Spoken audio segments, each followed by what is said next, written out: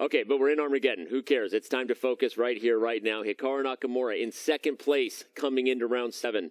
Magnus Carlsen in first place in round 7. A battle of the tournament leaders. Remember, in round 2, it was Magnus Carlsen who won this Armageddon battle with white. Will Hikaru Nakamura serve revenge? And this is early days. This was not the Nimzo Indian. It was actually Magnus Carlsen who switched things up first. He went for a Queen's Gambit, declined, and very tense position here. We see black with 2 very strong pawns in the center, but at any moment this structure could change. We could see a capture of pawns. Black would be left with an isolated queen's pawn. A very fluid position, all pieces on the board as well. Hikaru really flexible with white structure. 3.5 minute time advantage on the clock. This one is going to be a lot of fun to watch, Hannah. It will be, because he keeps increasing his time advantage. Starts with 3 extra minutes for white, but black has draw odds. That is the Armageddon format. Magnus will need to speed up, because there is no increment until move 41. So this is crucial that you don't get flagged. A change of openings. Advantage, Hikaru or Magnus, David? I was going to say Hikaru, except it looks like he might have just sacrificed a pawn. I'm not sure by choice or design. Knight takes d4. Is that a move right now? It is a move, and you should just highlight it real quick. You could even show it. It's on the board. If I have my, yeah, it's on the board. If queen takes d4, bishop c5, we don't even have to analyze. Oh, and Hikaru knows what he's doing. Yeah, he looked up to the ceiling. Best harmony inspiration. Okay. And this is what he wanted. This is what he wanted, and you can tell Hikaru has caught Magnus by surprise a little bit. Also, a 4-minute advantage on the clock. It started as 3. It is now 4. I have a feeling this might be preparation.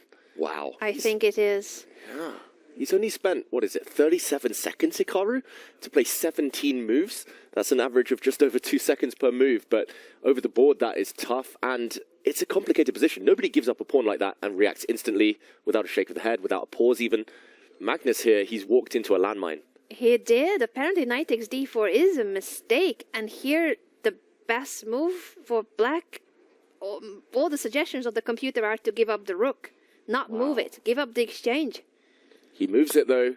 What does Hikaru have in store? He drops his bishop back. Remember, that knight was poisoned. The white queen couldn't have taken that piece. There would have been a deadly pin on the diagonal, so it's now the bishop doing the work. The bishop is going to kick the black knight back, and material balance restored. And it is now a 5-minute advantage for Hikaru on the clock. This is, okay, I hate these types of comparisons. I really do, when we try to do the how much time on the clock is worth as compared to like a piece or a pawn. I really hate when commentators do that. But this is a significant advantage on the clock, and it is borderline material, especially when white is also just better, and Magnus knows it. Yeah, he regained the material with interest here, and he just has total light square domination. The white bishop on g6 will contribute to so many checkmating patterns around the black king. Long term, short term, Magnus in huge trouble. He is in trouble. White has the pair of bishops, and it's equal material. So much time for Hikaru, and maybe it's going to be an extra pawn if black cannot hold on to the d pawn after knight e2 or knight b5. I don't know exactly where you need to be going with the knight, but how do you defend the pawn? Hikaru does just that. You called it, Anna. Knight to e2 is going to win the d4 pawn. The best move, according to the computer, is to play knight d5, but it's the only move, meaning this is not a move that Magnus has to find to be better. This is probably the only move Magnus can play in order to not be significantly worse. There's also queen to b3 coming to highlight real quick, and those tactics are problematic on the long diagonal. The light squares are an issue. Black doesn't have a bishop to guard him. Magnus is in big trouble, and Hikaru Nakamura bringing the heat in Armageddon here, trying to exact his revenge from round 2.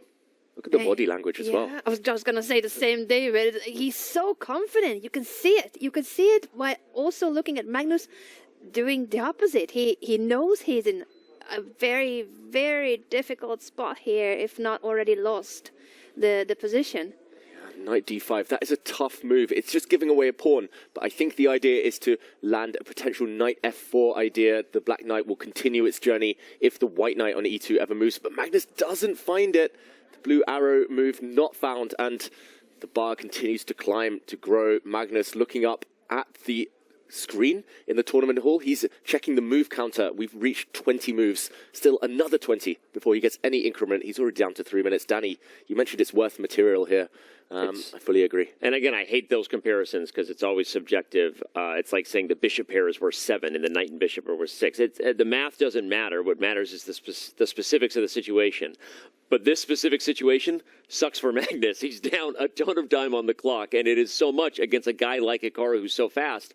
That's why he looked up at the monitor. How many moves do I have to make to start getting some time back? Oh, my God. 20 of them. At move 40, I will start getting 1 second per move after that. Anna, as you've said many times, though, 1 second is just barely enough not to physically flag. It's not going to be a lot to help the position. It's very different to have 1 second increment online than it is for over-the-board chess, where you need to make a move and also press the clock within that split second. Ooh, knight d5 now found, but I keep looking at queen to b3, by the way. That's just on my radar. Now if I play it, you take a 4, rook e8. No, you have queen d5. Okay, so it doesn't win the queen. There's rook d6 there, Danny. Oh, rook d6 does win the queen, though. So the idea, queen to b3 looks great. Is he about to just go for that insane line where the knight on f4 is hanging? He does see it. Queen to b3. Been waiting for it. It's brilliant. Rook to d6 check will be the discovery that wins the queen. Magnus Carlsen is going down in Armageddon. Hikaru Nakamura getting the job done. A little bit of a spinny there, a spinny piece, and now we see Hikaru Nakamura almost the full duck lips there. Hikaru was happy with his position. This is incredible. This is a masterclass from Hikaru so far, but Magnus gives up his queen. There was a discovered check. The black king had to run into the corner. It's going to be a rook and a knight for a queen. Magnus actually is quite fond of giving up material in this way. He doesn't care about queens. He really values piece play. Black does have a passed pawn on the d-file, but yeah, objectively, we know it's lost. But I don't think Magnus is fond of this particular one, though. I think he likes it, and he always senses that moment, David, to your point, to flip the script from a practical perspective, make his opponents unable. You're right, but not here. I mean, here White can put the bishop on e4, and won't be surprised if Hikaru does it. He's probably just calculating whether he can do even worse, like queen takes b7. But bishop e4 looks simple, coordinate, and when you've got 4 minutes on the clock, too, Anna, pretty tough. This is an incredible game, and Hikaru Nakamura has been brilliant. The preparation, the way he found some of these extremely sharp moves, some of it was preparation, but the rest of it, like queen b3, he finds these double exclamation mark moves over the time within such a short think.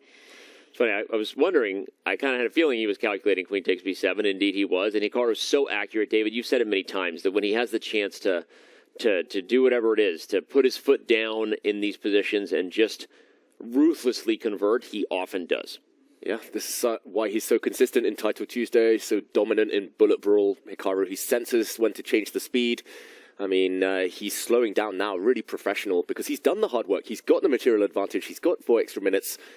Blunder checking, that's the main job now for Hikaru Nakamura. Magnus needs a miracle, most likely based on running the d-pawn forward, but White has so many pieces are on the board right now. It's hard to imagine that working. Black's knights look nice, but they aren't on stable squares. This is a cleaning up job that Hikaru should be up to.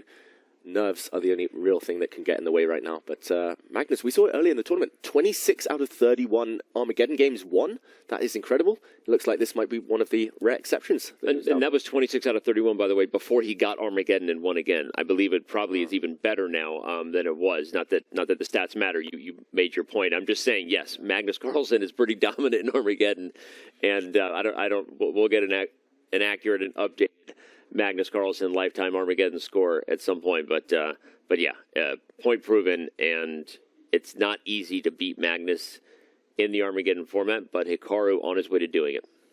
Yeah, Magnus fighting hard though. I love this last knight move, this jump from Black. It stops White's main plan, which was to push the pawn forward to a5 to destabilize the Black bishop, and that square was covered, but queen a6. Hikaru's so accurate. This knight now, the Black knight, if it jumps, if it captures a pawn, it might just get stuck, trapped on that square. The White queen will come back and catch it.